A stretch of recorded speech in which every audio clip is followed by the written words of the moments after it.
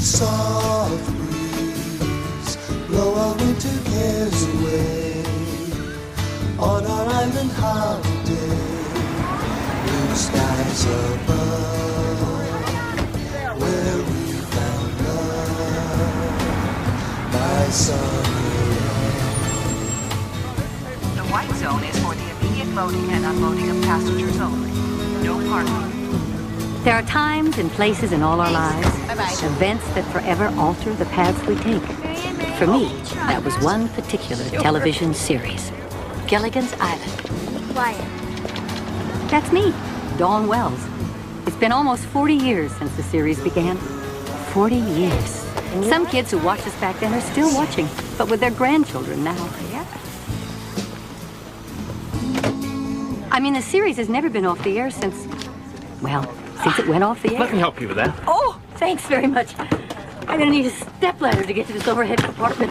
It's no problem at all. It's the least I can do for Mary Ann. Thanks very much. You're welcome. Welcome aboard, Miss Wells. Oh, thank you. Would you like something to drink before we take off? Oh, not just yet. How long is the flight scheduled today? We're scheduled to arrive at about 7 this evening in about 3 hours. A 3-hour tour. Just sit right back and you hear Red Tail. I grew up on that show. A tale of a fateful trip That started from this tropic port aboard this tiny ship. The mate was a mighty sailor man, the skipper brave and sure. I'm not making this up. This actually happened. Twice. A 3-hour tour. Gilligan's Island touched so many people's lives in the most unexpected ways. We actually became part of the national consciousness. And welcome to all of you as well. One daily double awaits you in one of these categories. The skipper. Next we have the millionaire. Uh-oh. His wife. The movie star. And the rest, R-E-S-T in quotation marks. We know what that means. And finally, right here on Gilligan's Isle. Now, It's amazing, isn't it? It was just a silly little situation comedy. At least that's what we thought at the time. You have to identify the skipper. Ashley, go first. The movie star for 200, please. Faster, Bob. We're losing it. We need more juice. More juice? This is all the juice I got. Wonderful thing, aerobics. Yeah. You know, for better or worse, the professor changed my life. And to think I didn't want anything to do with that role at first. Me, I wanted to do the pilot. I just finished a long run on Dobie Gillis playing Maynard G. Krebs. Work! A true beatnik with rhythm, like bongos, man. So I don't think I was exactly the first choice for Gilligan. I heard they were looking at Jerry Van Dyke. That's right, they sent me the script, but I wasn't that crazy about it. All right, I thought it was awful. It's the worst script I'd ever read in my life. I was looking for a hit, and this sure wasn't it. Besides, my agent had me lined up for a surefire hit. A series called My Mother the Car, guaranteed to last forever. I've had longer showers. Our show has played more often and in more places than any other television series in history. And that includes I Love Lucy. We are playing daily all over the world and in 30 languages. No one would have guessed that in the beginning, including the network. Absolutely the worst idea I've ever heard. No question. The worst. 7 people on an island week after week. How many stories could you get out of that? 2, 3? Who'd ever watch something like that? I'll tell you who'd watch it. Nobody. That's who. I disagree. Respectfully. Look, I've been doing comedy now for... We know your background. Skelton, Hope, the Emmy and all. You're a funny guy. But when it comes right down to it, you're just a writer. We're the network. You have to trust we know what we're talking about, Sherwood. Sherwood Schwartz was the creator and producer of the show. The same guy that came up with the Brady Bunch a few years later. A huge talent. You think the network would listen to him? They had just gotten a taste of power. There's a story there. It has something to do with that little boat we set sail on. You remember the name of it? Uh-huh, the SS Minnow. Most of you probably assume that the minnow referred to a small fish. Actually, it was a private joke on Sherwood Schwartz's part. Back in the early 60s, many of the most popular television shows were designed only to entertain. A strange intersection in the shadowland called the Twilight Zone. You're the first time traveler in the history of man.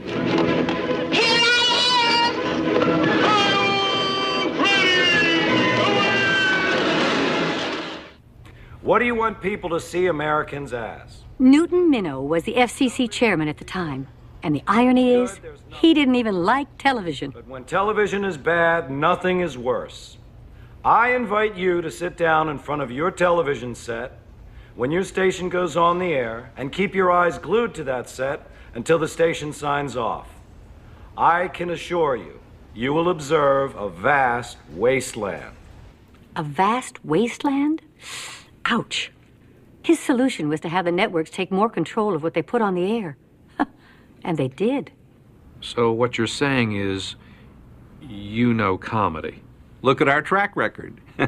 We just don't understand what this is. They understood Gomer Pyle and they understood the Beverly Hillbillies, but this concept escaped them? Don't get us wrong. We like the boat, the whole cruise business idea. It's different. Fresh. Well, good, great. Then let's go ahead. But what if every week it's another trip, different passengers, guest stars? Actually, they might have been onto something, but the Love Boat was still years away. That's not my series. You see, these people have to be stranded, so they're forced to become a family, depend on one another. What I had in mind was to create a social microcosm. A what? A social microcosm. 7 castaways representing different parts of society today. The hardworking middle-class kind of guy, the millionaire, the intellectual. Intellectual? See, that concerns us. You're aiming too high, Sherwood. If we wanted Plato, we would have hired Plato. You could try, but trust me, you couldn't afford him. Sorry, not our kind of show, but try us again.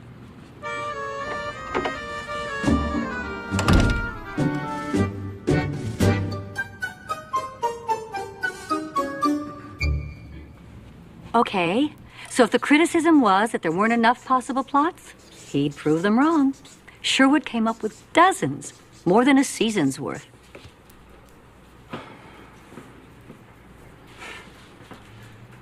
To make sure they knew it was a comedy, he had to find the right title. I mean, would you have watched it if it was called Mortimer's Island or, Ichabod's Island? No. Well, it could have been, considering where he found the name. Abernathy. No.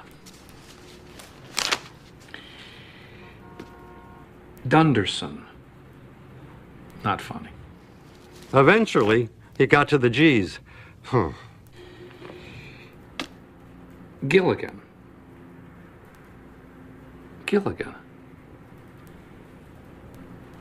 Gilligan's Island? Well, it certainly sounds funny. That's because it is. And here are a few plots, just to get the ball rolling. 31 feet of them.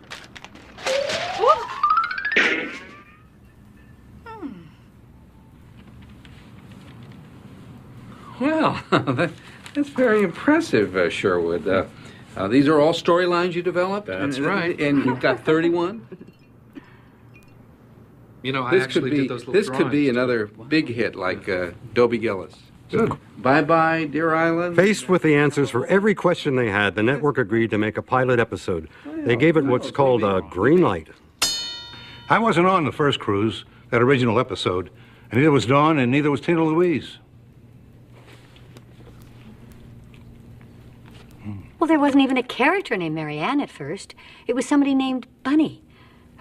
Bob, on the other hand, was the first and only Gilligan. It was pure entertainment, pure silly fun, the kind of thing I love to do. And Sherwood and I found common ground right from the start. That's me with the book. Well, okay, it's an actor playing me, but, well, you get the idea. Robinson Crusoe. My favorite story growing up. So is this where the idea came from? Who knows where ideas come from? They just suddenly appear. The trick is spotting them when they show up at your door. Could I do physical comedy in this show? Oh, sure, I'm counting on it. I mean real slapstick. Pratfalls, double takes. I've never had the chance to do all that.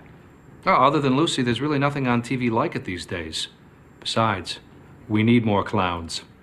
Here, I'll tell you what. Take this, read it, and let me know what you think.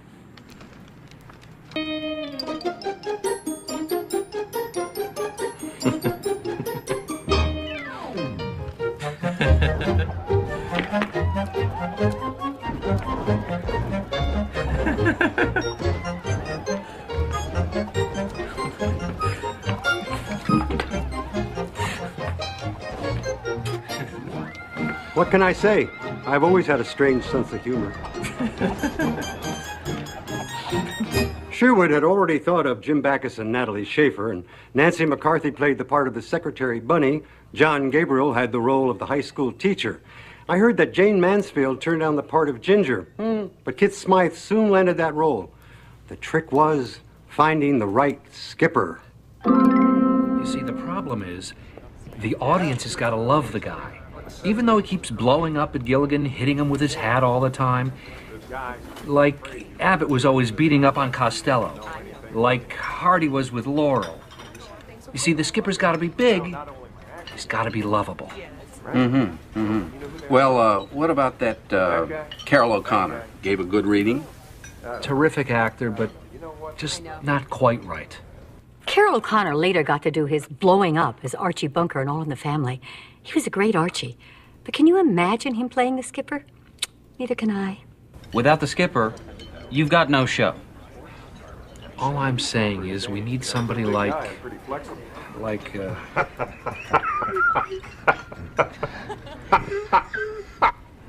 that guy.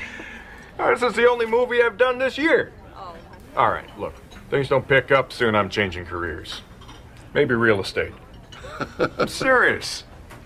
U.S. trinket here. Hey, last time it was like this, I sold vacuum cleaners. I was pretty good at it too, huh? Yeah, real estate should be a piece of cake. What do you think, honey? You make a head? Sherwood had a hunch that Alan Hale was the guy, but the networks insisted on a screen test. The problem was, Alan was doing a Western on location in Utah, and the producers would not let him leave.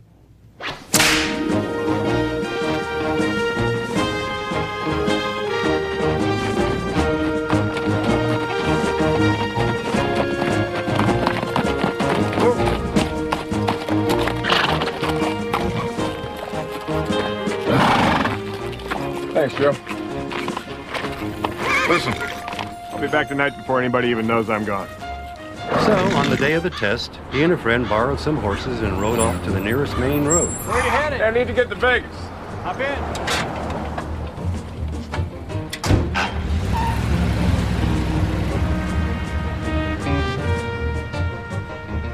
He hitched a ride to Vegas, caught a plane to Los Angeles,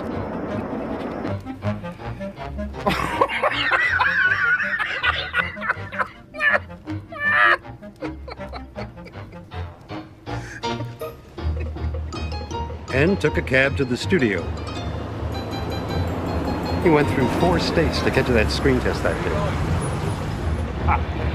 Anyone up for a screen test today? Alan, I'm glad you could make it. I hope it was no trouble. No, not at all. Hey, I love the script, by the way. Classic. Nobody's doing this kind of comedy anymore. It's about time, I say. I like your attitude.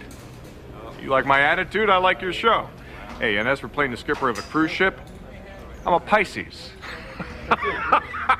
That's a water sign. It's fate. Well, I hope you're right. We'll be doing this scene today, and you'll be reading with Bob Denver. Bob, Alan Hale Jr. We're looking for that elusive thing called chemistry. Skipper! Well, hey, little buddy.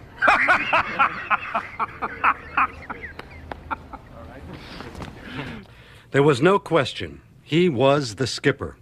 And before we knew it, we were on our way to location, Hawaii. To get the right look, this was going to be an expensive shoot. To Gilligan's Island!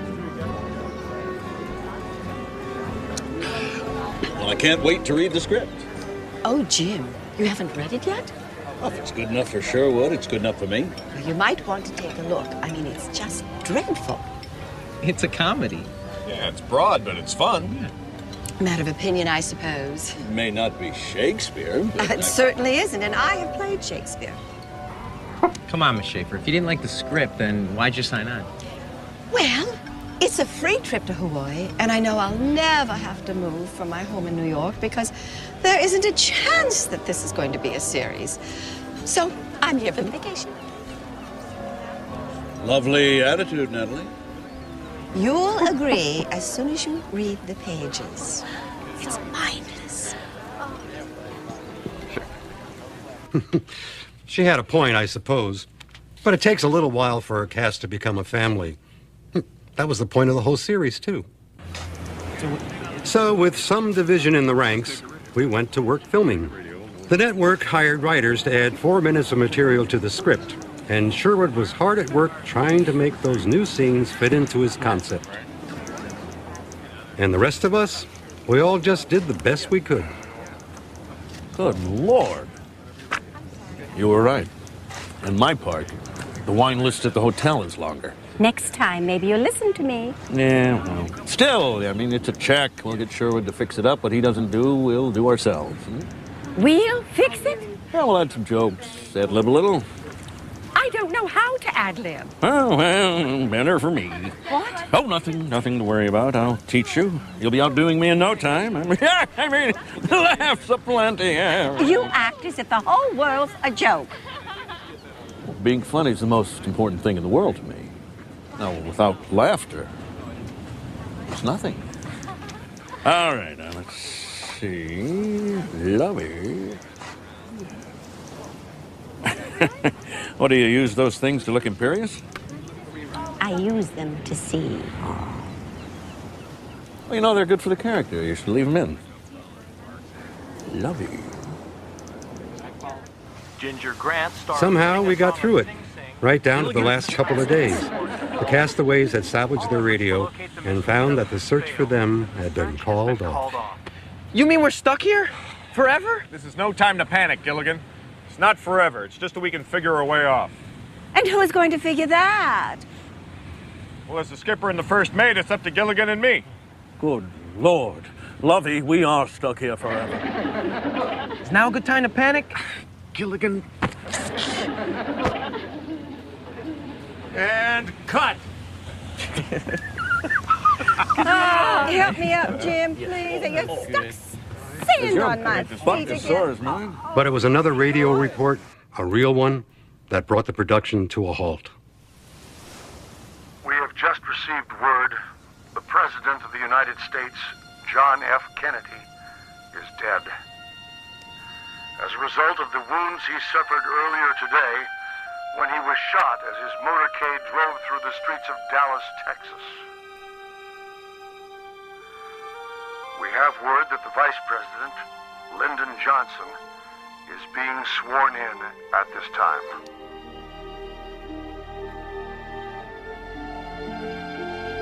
No question, we all remember where we were when we heard the news.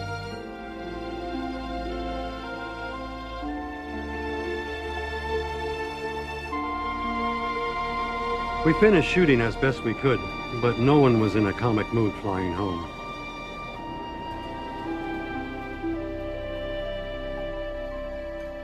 Gilligan, no! Watch out for them! Skipper! Well, it's rough, of course, but it gives you the idea. Doesn't it? Uh-huh, yeah. This shows.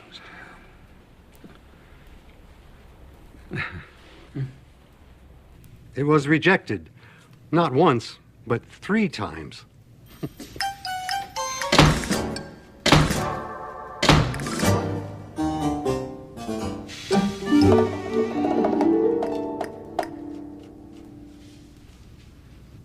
But Sherwood never took no for an answer, and that ending was just the beginning.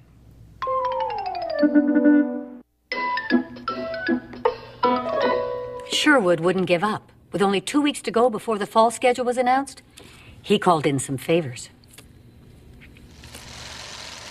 He got the original film footage back, began to re-edit it his way. without the scenes the network added. If we cut out the opening, you're going to be short. And nobody's going to know how these people got on the island. Oh, they'll know. I've already figured a way to handle that.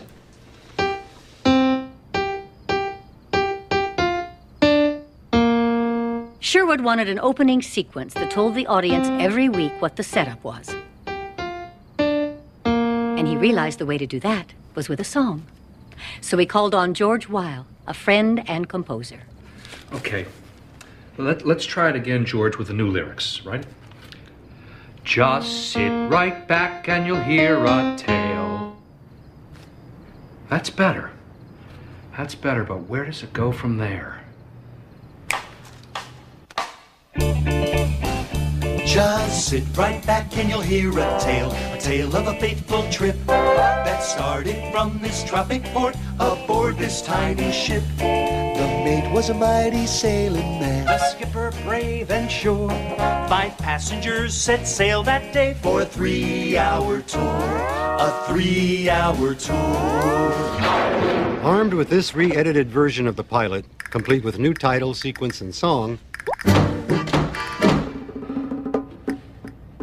he had the courage to take Gilligan's Island back to the network. Sherwood, come in, come in. Nice to see you. How have you been? How are you? Oh, I'm fine. You're only making it worse, Gilligan. How could it be worse? Oh, I see. Gilligan! They still didn't get it, but they figured they might as well do a test screening.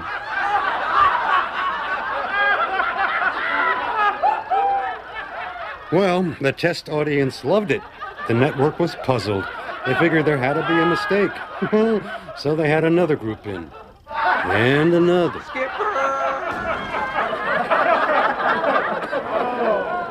Not again. It was the highest testing pilot of the season. We don't understand it, Sherwood, but the audience seems to. We're sure it won't last past the first 13, but the bottom line is you've got a series. Great. If we need to do some recasting. Ginger, Bunny, and the high school teacher, they didn't score well with the audience. But if you can find us the right new actors, then you've got a show. Congratulations. Thank you. Thank you very much.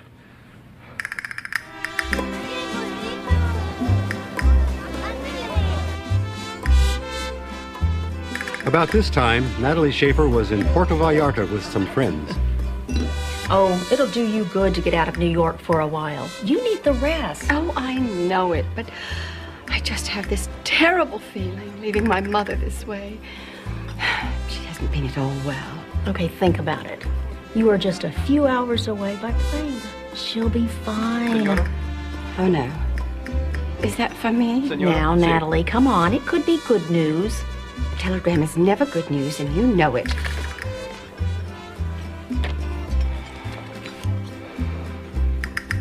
Oh, no. No, no, no, no, no. Oh, is it your mother? Don't worry, because we will get you back. No, it's not my mother. It's much, much worse. The series, it's sold. Oh, crap. Oh, no. Here's where I came in. They had to recast Ginger the Professor and Mary Ann, formerly Bunny. I'm sure glad they changed that name.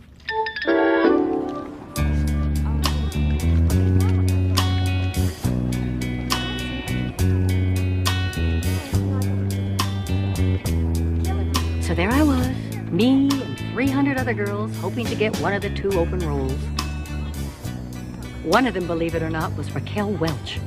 And she wasn't up for Ginger. She was up for Mary Ann, my part.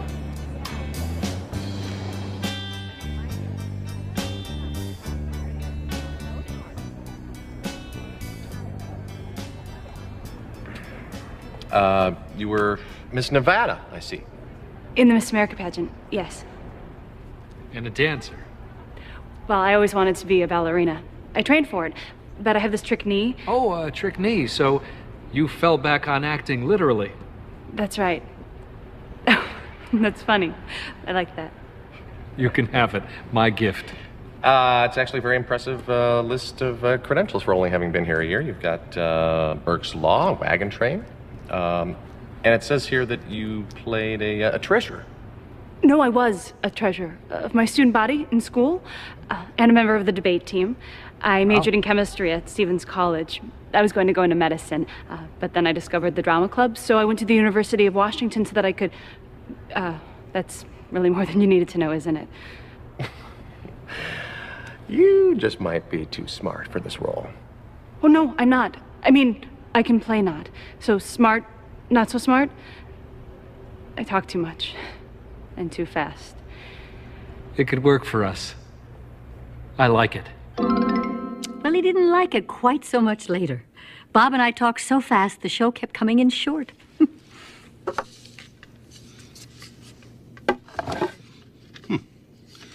I didn't even want to audition at first.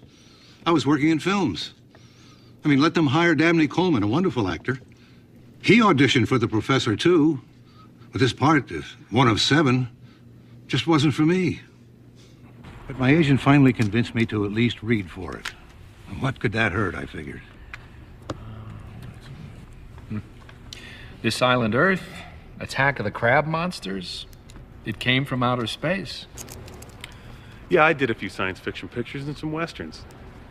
Yeah, I caught you in the one with Ronald Reagan. You were very good. Thanks.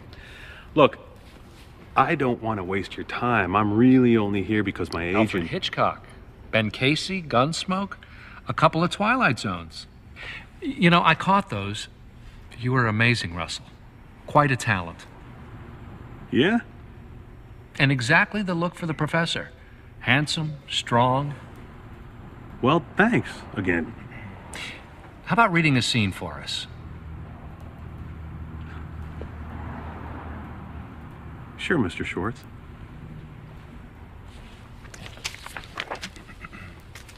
I've been waiting to get a series of my own. But there are some people you just can't say no to, and he was one of them. My original conclusion was correct. The network wanted me to take my shirt off for them before they'd approve me. We settled on a photo. And you thought they wanted me from my mind.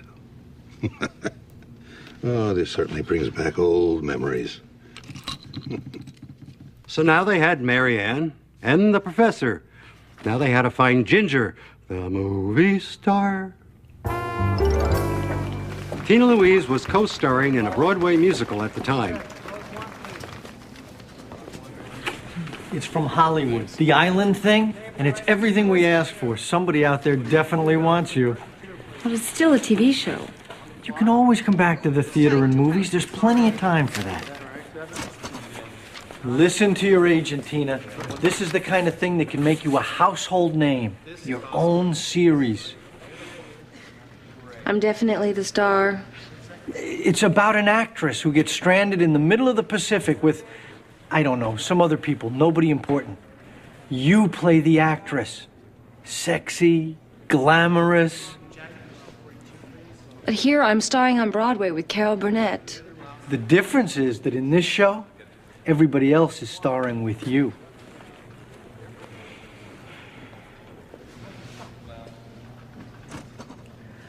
My own series. Mm-hmm. I'd like to have heard the conversation she had with her agent after she read the script. But I remember the first day around the table at CBS. Ginger Grant is barely in the script at all. And she doesn't get any of the laughs. Sherwood? Well, keep in mind there are 7 of you on the island. Yes, but I was told this was my island. My show. I'm the star. You're the star? Of Gilligan's Island? Tina, he's Gilligan.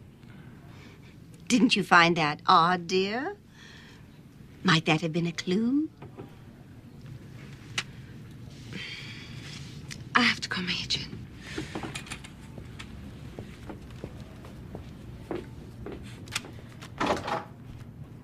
I don't know. She might make a better Gilligan. And you would make a lovely Ginger, Bob. No, the right wig, right dress. I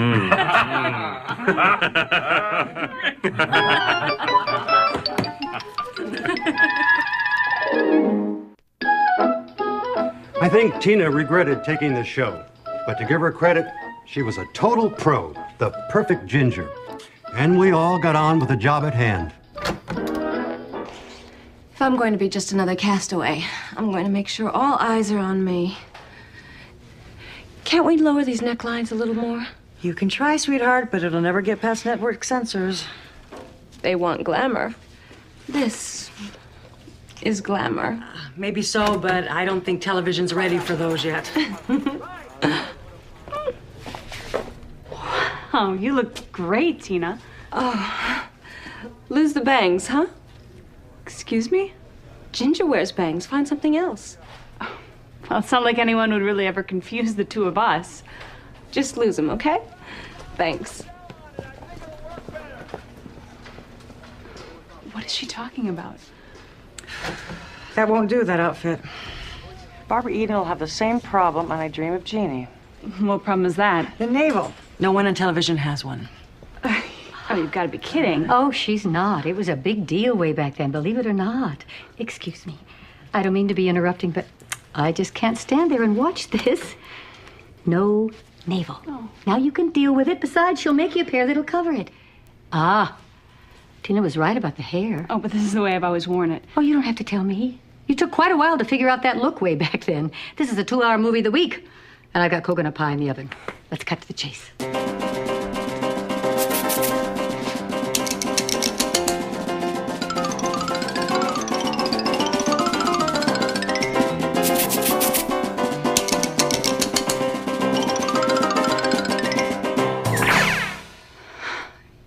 You're sure? Trust me. It's going to grow on you. The guys didn't have the same problems. Hair, navels, not even what to wear. Must have been a sail at the marina. So, what'll it be today? Oh, well, the blue shirt or the blue shirt? We were finally a group, the 7 of us, and we all gathered for our first official publicity shots. We took some of them around the lake and the Hollywood Hills. And if you look closely at those photos, you can see the pine trees in the background. Not exactly a typical tropical island. The California beaches were too foggy and too unreliable for shooting. So, CBS built us a lagoon on the back lot, a half a mile from the freeway. Did you know it was only 4 feet deep? And in the winter, it was freezing? Oh, poor Bob. Poor Bob is right, because it was usually Gilligan who ended up doing the water gags.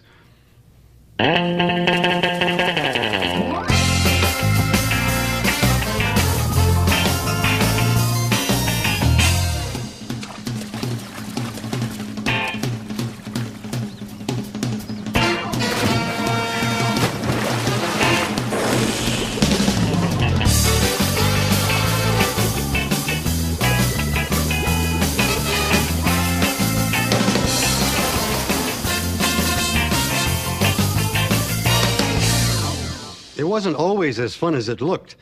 I think I spent more time underwater than Flipper.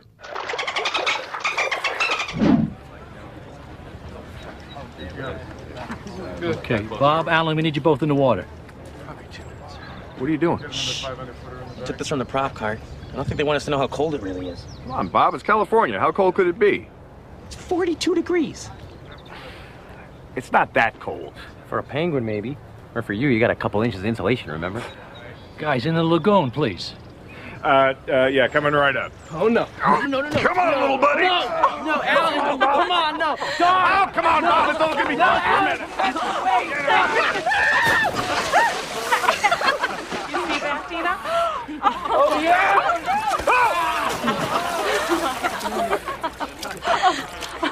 Oh, my. Good one.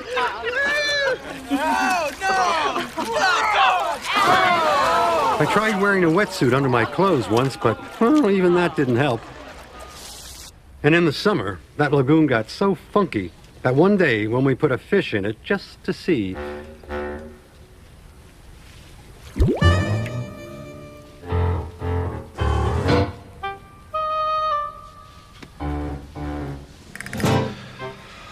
this time I don't blame you. No, it's okay. I'm going in. You're joking. Right after one of those network big shots goes for a swim.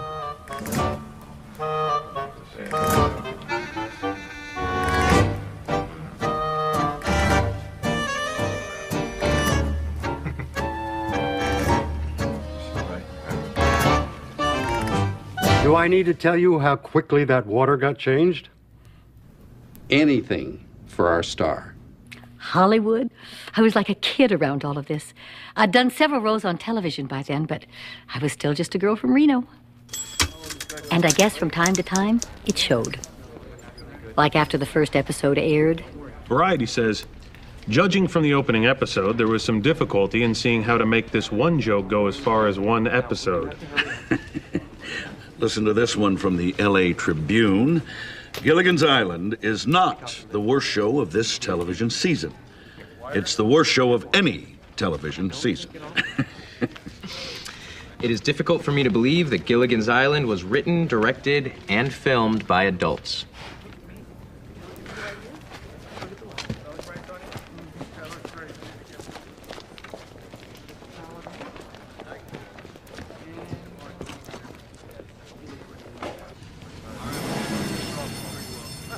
Hey, Don? Right here. You okay? Are you? The reviews are awful. But the ratings are great. Didn't you see them? These are good? Haven't you ever seen ratings before? No. Well, trust me, everybody hated us but the audience. There's just so much to learn about this business. You'll figure it out in no time. I did. And you know how I started? I played a nervous officer in a college play, but the nerves were real. I was terrified. The more I shook, the more they laughed, and I was hooked. My first TV show, Dobie Gillis. That was your first? Right place at the right time. I'm almost as new to all this as you are. Bob, Dawn, we've been picked up for 23 more episodes this season. The network loves us? You kidding? They hate us. They don't understand us. They think we're a fluke. But they can't deny that we're a hit.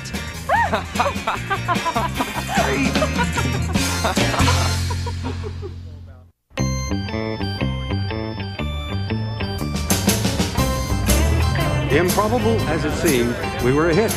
But that didn't make it any easier behind the scenes. The network still didn't understand us and kept trying to fix the show. Well, you won't believe this one, Bob. They think Gilligan should have a pet. A dinosaur.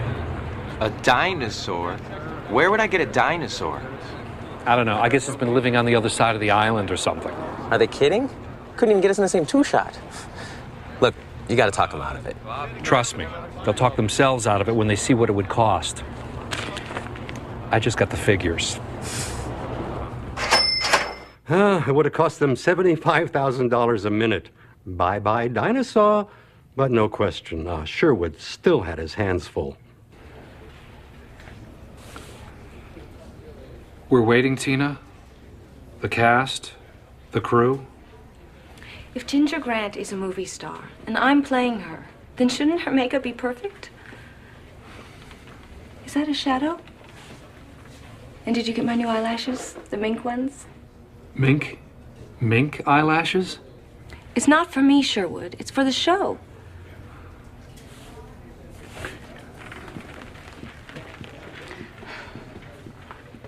I just want to look my best. Doesn't everybody? Okay, here's how it'll go. Tina, Ginger runs in from camera left. We all know the natives are out there. No one else has any idea. Until Tina tells them, the headhunters are coming. The headhunters are coming. So, she's sort of a Paula Revere? Maybe we should stick to the script today, Jim. Honestly, he should have told him that 10 episodes ago. Well, hey, comedy is a serious business. I mean, without laughter, there's nothing. Look, I can't do what you're asking. It's not my good side. I need to enter from camera right. Tina, everything's set up. The lights, the camera's going to take us a week to relight. I mean, please, come on. We've talked about this. I only want my left side on screen. Look, just... Please, Do it this way. I promise you'll look great. Run it once for me, please? Please.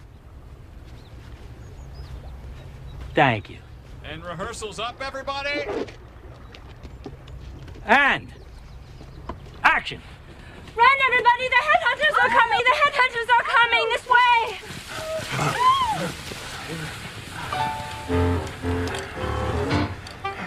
Is everybody happy? Shoot it. I thought it was good. Nice work, fellas. All right. Is everybody happy? We all had our idiosyncrasies. Natalie Schaefer's contract specified no close-ups, ever. But once we got into the series, she never paid much attention to it. She did have this thing about her age, though. Until the day she died, no one knew how old she was. Not even me. Please, even my doctor doesn't know. Even your doctor. But why should he? If he asks, I tell him to refer to the charts for my last visit. By the time he realizes that I hadn't told him then either, I'm gone. It's actually brilliant. Well, people talk too much about age these days. When you go in for a part, it's always, is she 20? Never is she good. I was married once to Louis Calhoun. Oh, wonderful actor. Oh, and a wonderful husband. But even he didn't know my real age. No. On his deathbed, his last wish was that I would tell him how old I was. I said, never. Quite frankly, too many people are just too nosy these days. It's no one's business. So, you have a husband, do you, Dawn? Yes. Oh, that's lovely. Is the sex good? Oh, don't pay any attention to me. I can be something of a bitch. She became my mentor, and I guess I became the daughter she never had. Just as Sherwood wanted the castaways to do, we were becoming a family. Sometimes a bit dysfunctional, maybe, but a family. We actually had a lot of fun. That was the day Tina had to shoot a shower scene. Hi, boys. Hello, Tina. And since the bamboo door would hide her from the shoulders down, she announced she'd be shooting the scene nude. Good, Tina.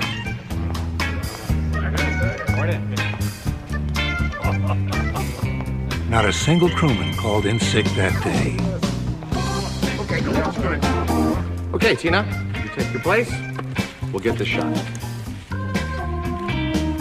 Okay, guys, let's have it quiet, please. Rehearsal's up. And action.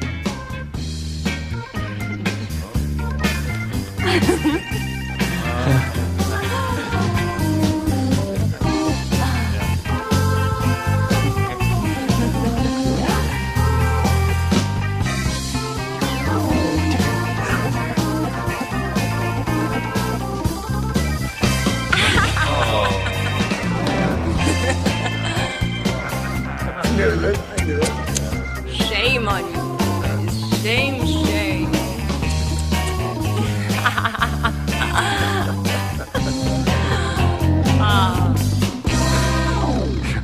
Tina outsmarted him that time. When Jim and Alan realized they both loved golf, they became inseparable.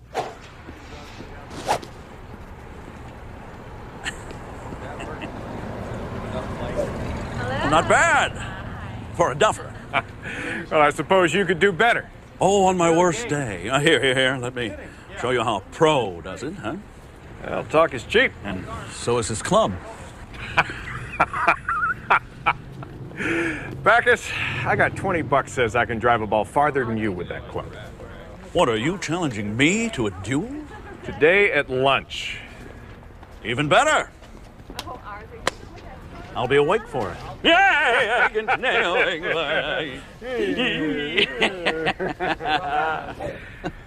All right, we're gonna need a referee.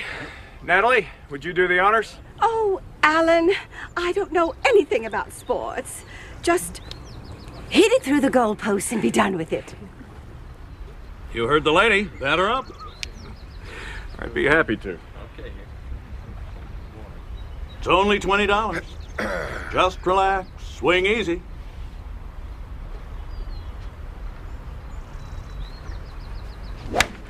Oh, very nice. Beat that. Well, in here, I thought it might at least be a challenge.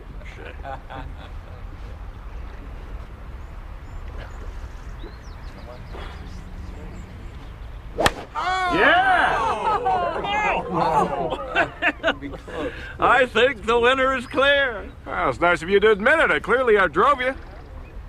Outdrove me? What, are you blind, man?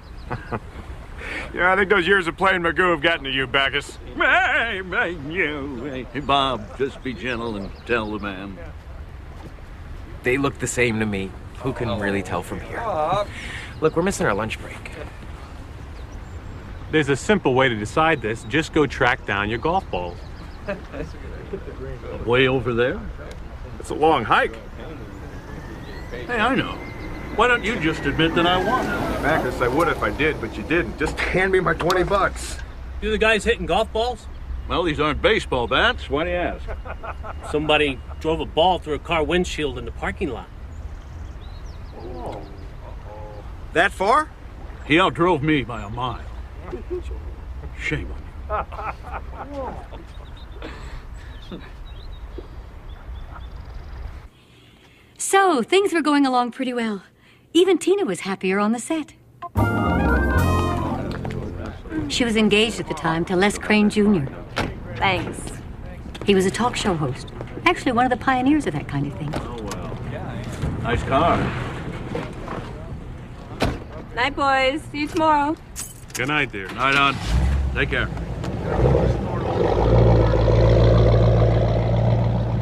That's her boyfriend? He's as beautiful as she is. No wonder they're getting married.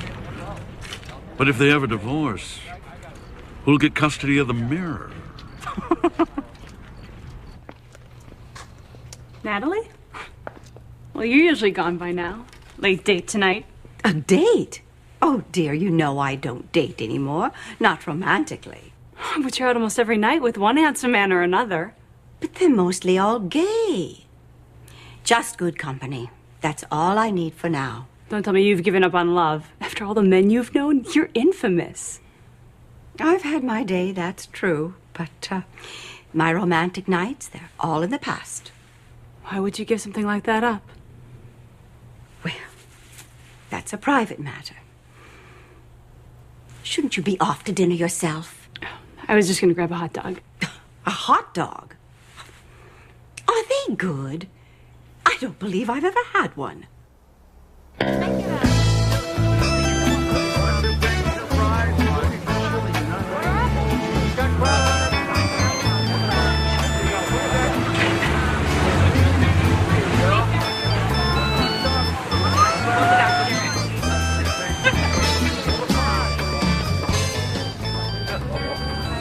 Well? My dear, it's the best meal I've ever had. Right there, yeah. At least what I've tasted so far. I think I'm wearing far more than I've eaten. People are looking. Not because of how we're eating. Because I think they recognize us. Mrs. Howell and Mary Ann out on the town. I didn't get this much attention from all the movies I've been in. Oh, but you've had a wonderful career. But in this town, you're only as good as the last thing you've done. Memories are short. Really? After all the great parts you've played? I had this meeting once. Some network boy who had just recently graduated to long pants. I was up for some role and he wanted to meet me fine. So he looked at my picture and said, "Tell me, Miss Schaefer, what have you done?" Well, I looked at him and said, "You first." Did he tell you? Oh, yes. Oh, they love to talk about this school they went to and that job they had and this office they're in. Oh, he went on and on. And I nodded politely. And when he finished, I said, "Thank you." And I left. It's not like the old days. Excuse me. Ice cream, my favorite. But we didn't order these. They're on me, please. I am such a big fan. I've seen everything you've ever done. Everything? Oh, my. Where's your husband tonight? My husband? Well, he's dead. Jim Backus is dead? Oh, no, not Jim. My husband. We're not married, dear. It's pretend.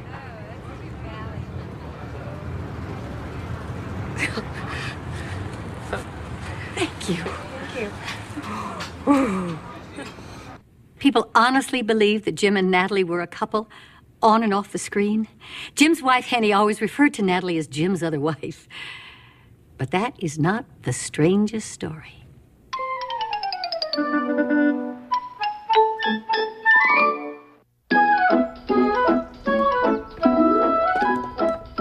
The first year we were on, some people got so caught up in the show that they apparently thought we were all real people, trapped on a real island. Look at these, Mr. Schwartz. Dozens of telegrams and letters we're getting at military bases all around the Pacific.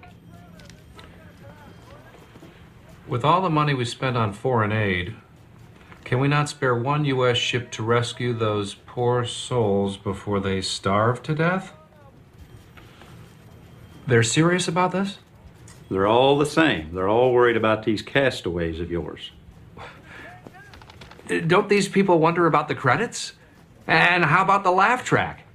And how many castaways have their own theme song? With Gilligan, the skipper too, the millionaire, and his wife, the movie star, and the rest. Stop! Please rewind that.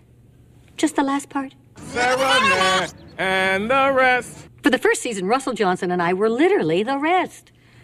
Oh, we had our pictures up there, true, but no real billing. I found out later how all that changed. The credits? What's wrong with them? Dawn and Russell are just as much a part of the show as the rest of us. They should get equal billing. It's what's in their contracts. It would cost too much to change it now. Well, in my contract, I get to pick my billing, right? Then just put me at the end with Dawn and Russell. Make me part of the rest, too. But you're the star. We need you at the top. Only one way to make sure it stays that way.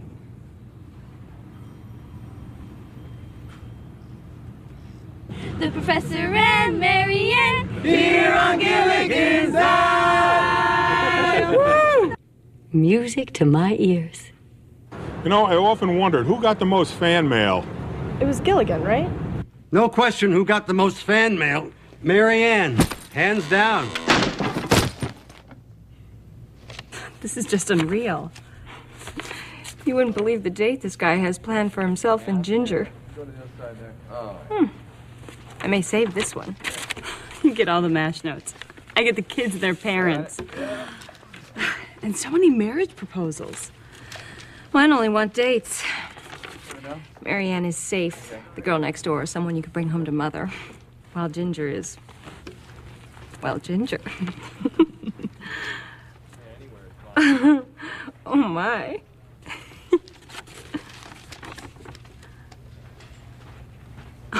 Oh, yeah.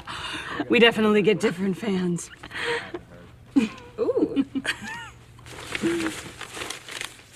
For years, men have engaged in the Marianne-Ginger debate. Ginger. Marianne. Marianne, still, in my heart. I'd say Marianne. Ginger. Marianne. Marianne. Marianne. Ginger. Marianne! Ginger. Ginger! Oh, Marianne, hands down. Ginger. Marianne. Definitely Marianne. Go with Marianne. Ginger, definitely. Ginger? Ginger. Marianne. Marianne now. Most polls taken tend to favor Marianne, but it was pretty clear who the magazines were after. They wanted Gilligan and Ginger, nobody else. I had a problem with that. I won't do it. Mr. Denver, this is a cover for TV Guide. This could make your show a hit. You should read your own magazine. We're already a hit. But you have a problem posing with Tina Louise? Yes. No. I'm working with Tina and Dawn Wells every day. I just think it should be the three of us. So that's your bottom line. The three of you, or no photos.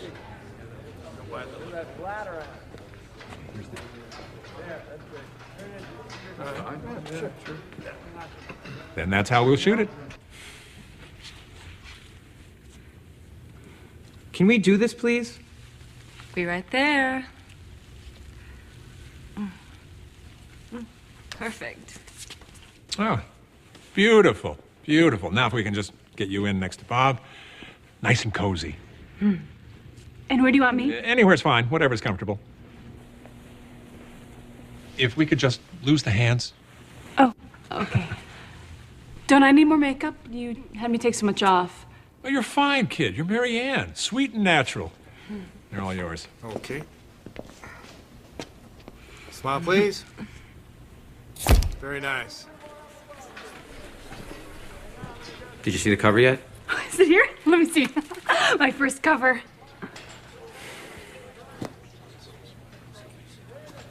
I'm sorry, Don. If I had any idea what they were doing. This is all that's left of me? Corner of my ponytail?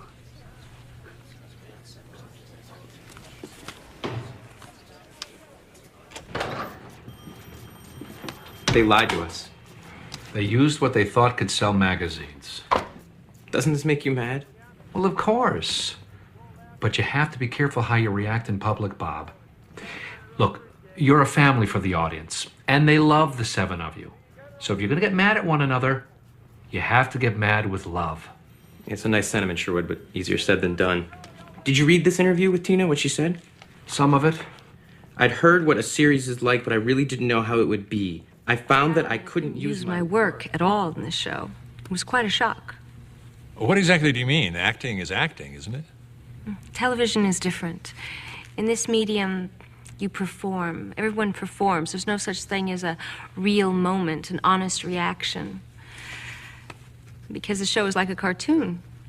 You're being a little hard on your hit series, aren't you? All I can say is it's not acting. Not the way I studied it anyway. I wouldn't watch it if I wasn't on it. Lucky for us, a lot of people were watching. And still are. Where did all the wardrobe come from? I mean, it was only a 3-hour tour. What sort of question is that? Why, the Howells pack a dozen bags for an afternoon picnic at Newport. We like to be prepared for any eventuality, don't we, darling? Oh, yeah. And movie stars, well, it's not who you are. It's how you dress. So I never go anywhere without a couple of gowns. But only the essentials, of course.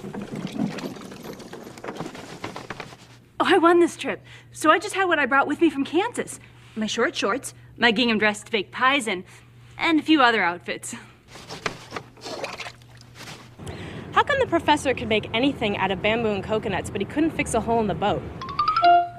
I never thought of that. Did you, Marianne? Hey, what kind of professor are you, anyway? If you were trapped on a deserted island with Ginger and Mary Ann, would you want to fix the boat? Well, when you put it that way. Hey, you know, the man has a point. Oh, good answer, Professor. Ooh, professor. Speaking of answers, I found that Gilligan's Island trivia is a big thing wherever I go. The professor's real name, for example. Professor Throckmorton. Professor Russell, no, that's his real name, isn't it? Russell Johnson. Sean. Steve. Walter. Smiley Burnett. It was Roy Hinckley. And the skipper was... Skipper Howe. Roy? Roy. What? Oh, Roy. Aaron. Not a clue. Skipper. Adam Bruce. Don't know. Jonas Grumby? But who knows what Gilligan's first name was? Gilligan. Gilligan. I have not the foggiest notion. He was just Gilligan. I don't remember him having a first name. Buddy. My little buddy. I thought Gilligan was his first name. His first name is Willie. Sherwood's right.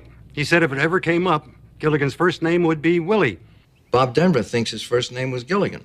I say it's Willie. And we argue about that to this day. Willie Gilligan? Who knew?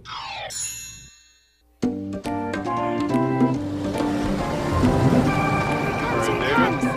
your autograph? Thank you. Alan was probably the most excited about all the attention the series got. He loved his part so much that he wore his cap everywhere, even long after the show was canceled. There we go. Hi. What's your name?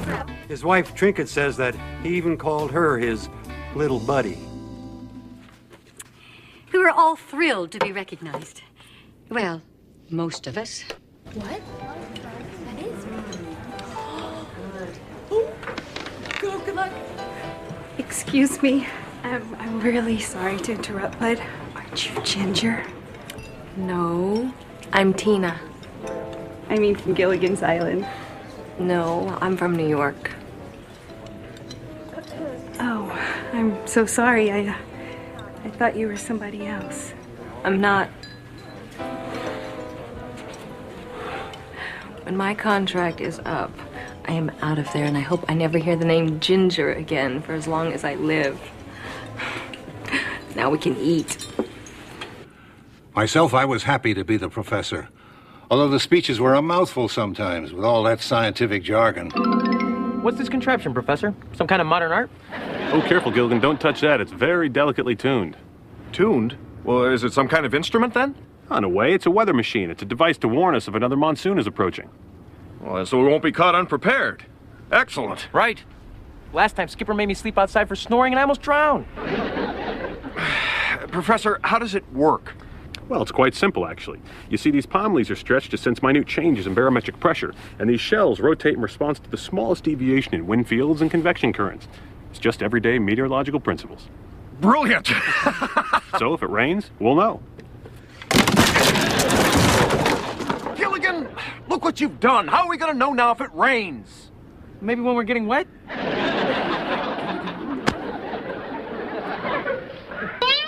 The speeches weren't hard to memorize. The real trick was looking it all up in the encyclopedia so I knew what the heck I was saying. Jim Backus had his odd run-ins as well. He told us all about a time in Rome when he and his wife Henny were staying at a fancy hotel.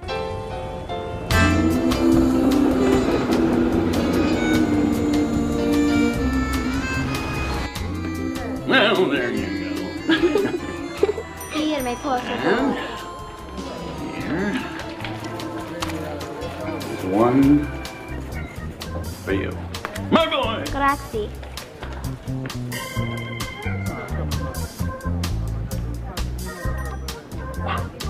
Hello?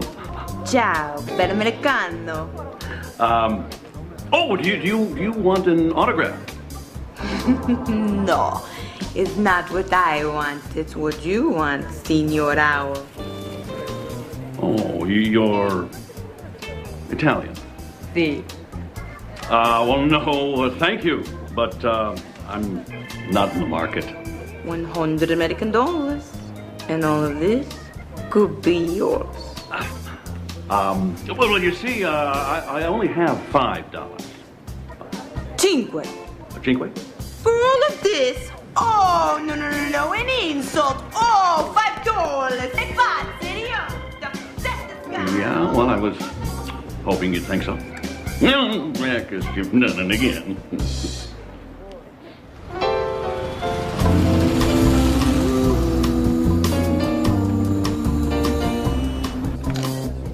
To you, my love. Thank you, Doc. So where are we going tomorrow? We're going to go throw some coins into the Fountain of Trevi. You see what you get for $5?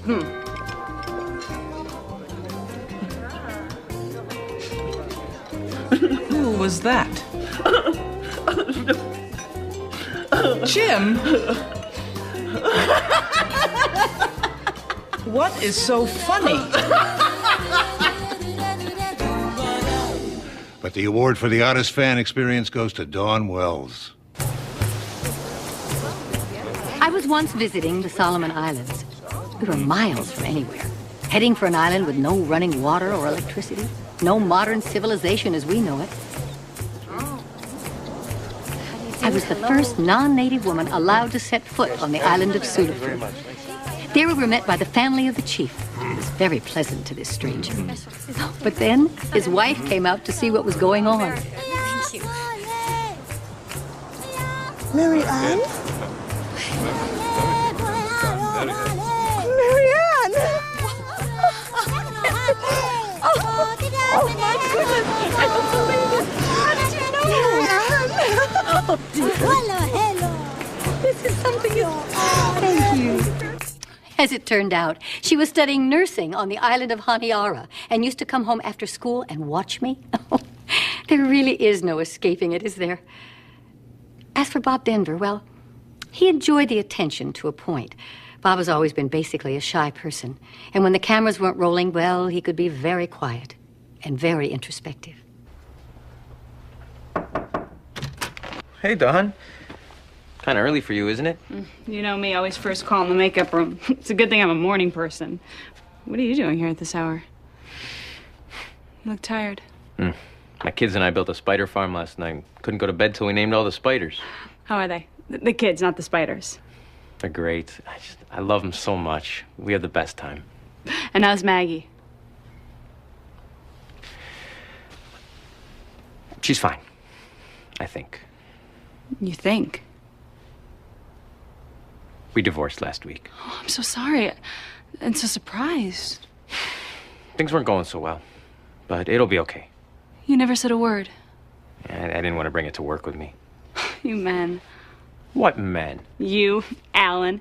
He broke his wrist falling from that palm tree and didn't tell any of us. Didn't see a doctor for 3 weeks because he didn't want to hold up production.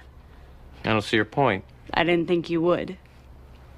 My point is, I love you guys. I just want you to be happy. I wasn't. Now maybe I can be. Well, get some rest. We can talk later, if you want.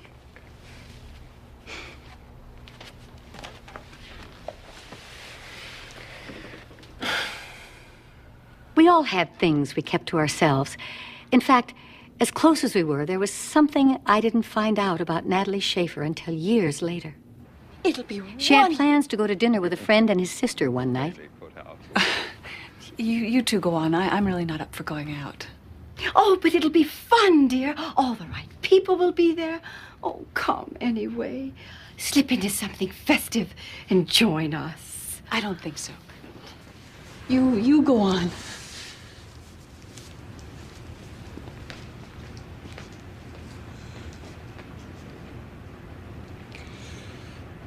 She's having an operation tomorrow, and she doesn't know if she can go through with it. What sort of operation?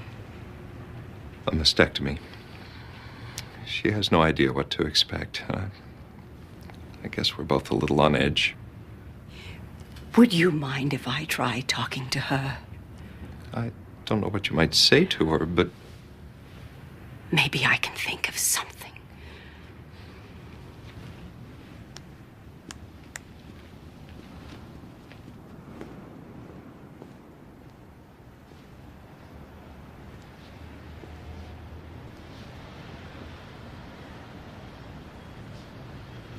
Your brother just told me. I'm so sorry.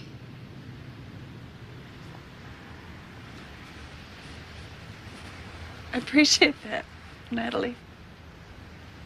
I do. I just wish I didn't feel so all alone in this.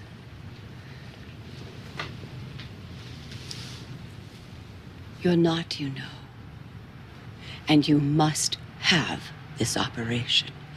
It could save your life. But what kind of life can I have after it? How can I look in the mirror? You can have whatever life you want to make of it. Think of all the other women who've gone through such a thing. And the surgery has advanced so much in the last few years. Back in my day, in the Dark Ages, used to be so radical a thing. They cut so deep. There were women so scarred that they could never feel comfortable romantically again. And they pulled deep inside themselves and stopped living for fear that another man might discover the truth about them. But they survived. And they went on. And if they could get through that, why, you have nothing to fear. I know what you're trying to do, Natalie. But what could you know about something like this?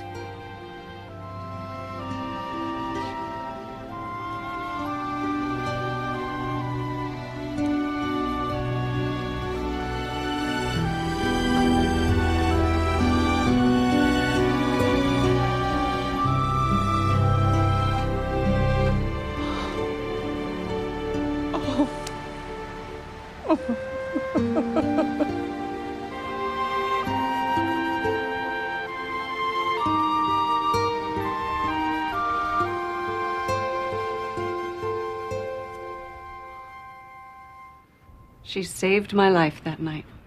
No,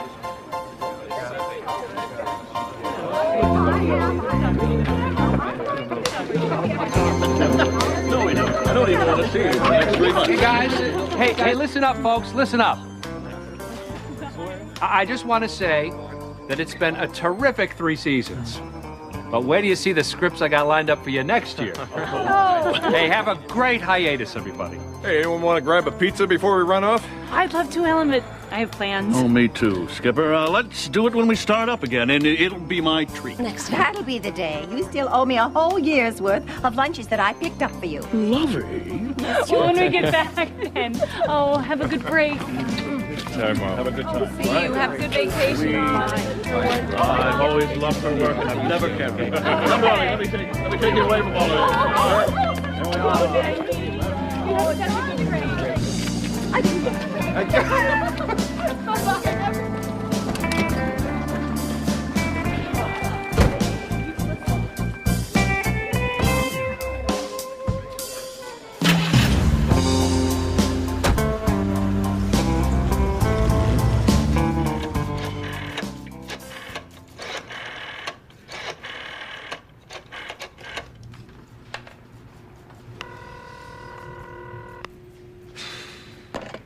Hello? Dawn, it's Sherwood. I just got off the phone with the network. They've changed their mind about a 4th season. You've been canceled? But they promised. Well, they took it back. Does Bob know? I'm calling everyone. I have to talk to him.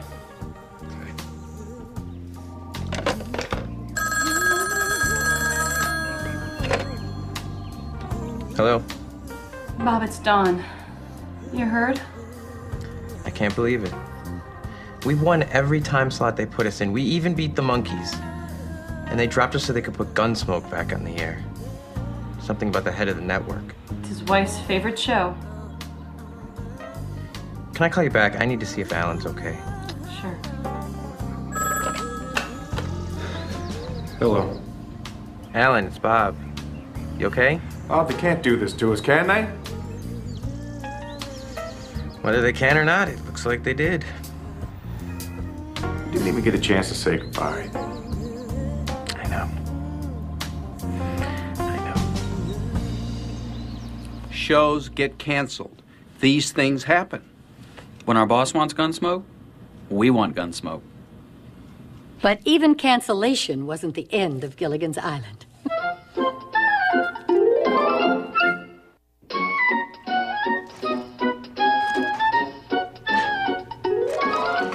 We had no idea the phenomenon Gilligan's Island would become. We all signed contracts that paid us for a few reruns, but then nothing. After the cancellation, we all tried to find work. But many of us were so typecast, well, jobs were just hard to find. Some of us went to extremes to recreate ourselves. I played a sadistic killer lesbian in a stage piece. Not many laughs, but actually it was thrilling. Bob? Russ? Come and get it! Coconut cream pie! Oh, coconut pie. Haven't had this since we left the island. Hey. How about some pie for you, Bobby? Ah, if you promise not to tell my darling wife, you know, the diet. Oh.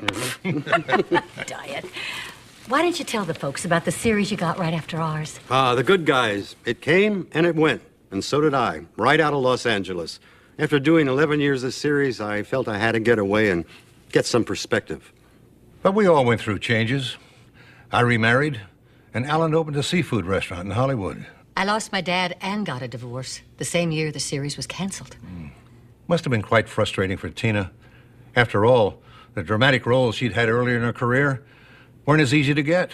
And she often said that Gilligan's Island hurt her career. What we hadn't known and didn't know at the time was one of our friends was facing the battle of his life. Late again. And you watch.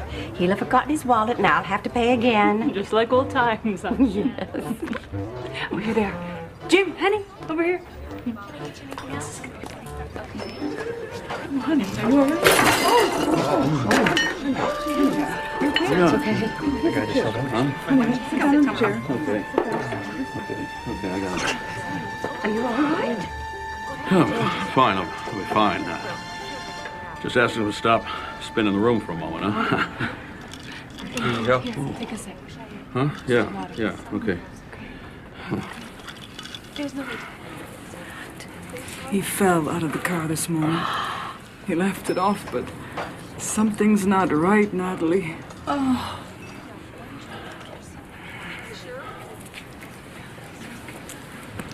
Okay, honey. I'm fine, honey. I'm fine. Jim was in the early stages of Parkinson's disease. He used to tell me not to worry. You don't die from it, you die with it, he'd say. His condition worried all of us. Eat your pie, Bobby. Meanwhile, the fans who would watch the show were very confused.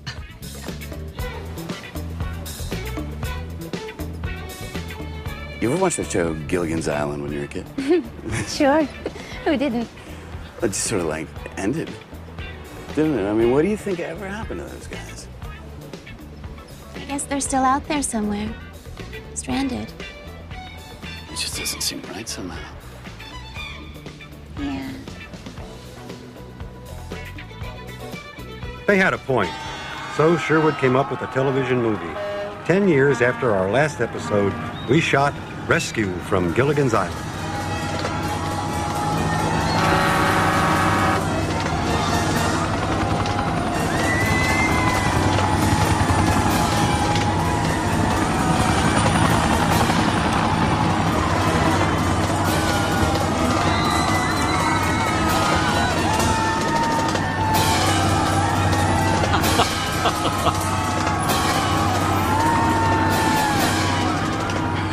We finally had the chance to tie up our characters' stories, put a nice little bow on the series, and say a proper goodbye to one another.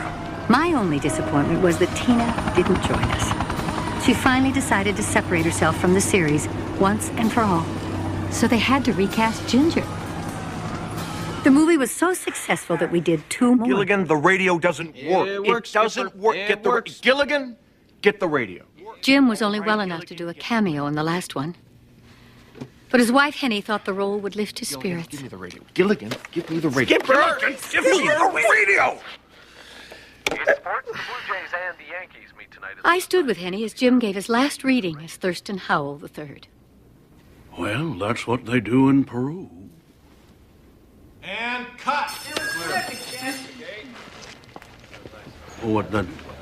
That's it then. I'm done. Oh, Jim, no. You know you'll never be done. You know that.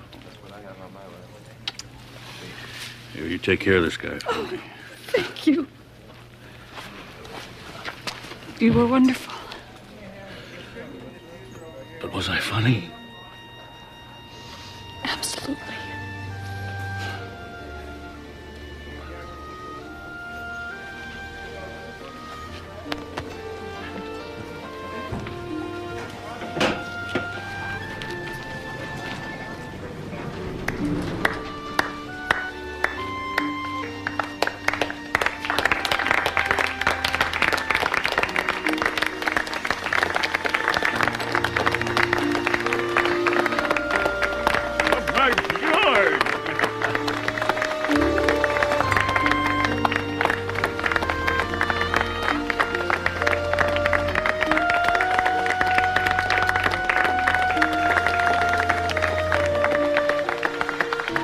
We all knew it would be the last time we'd work with him.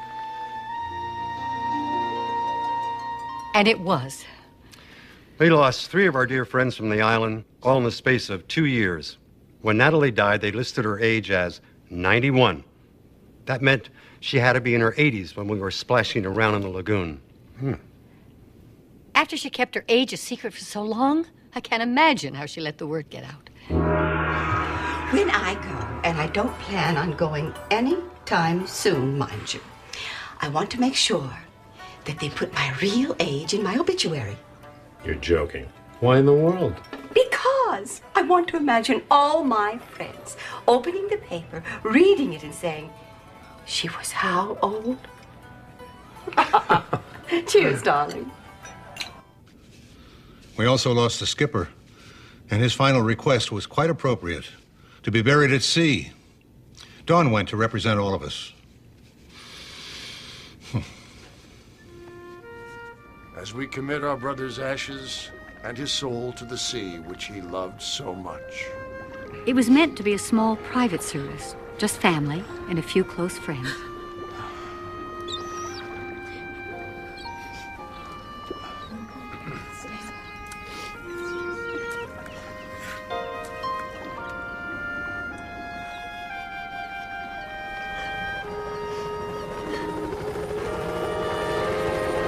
But the reporters didn't let that happen.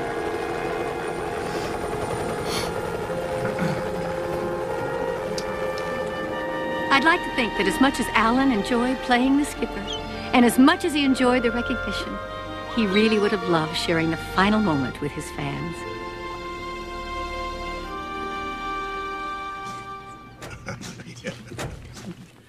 So we won't be making another Gilligan's movie. Not with the original cast, anyway. But that's fine. We had a wonderful time. But now I share my memories with my family and the love of my life, my wife, Dreama. I live on an island near Seattle with my dear wife, Constance. I have a daughter named Kimberly, and my son, David, was appointed the first aid coordinator for the city of Los Angeles before he died of the same disease he devoted so much of his time to fighting. David was an extraordinary man. I miss him. I miss him. And Tina has done several movies since leaving the island and is also working to promote literacy in grade schools. She volunteers as a reading tutor in New York City. Acting is my first love, and I've never been out of work since the series went off the air, plus producing, writing, and teaching at my Film Actors Boot Camp. But, well, the most important thing is the series gave us lifelong friendships. And while none of us got rich off of it, we certainly are rich with memories. Anytime, Professor. I didn't know you invented that. Neither did I.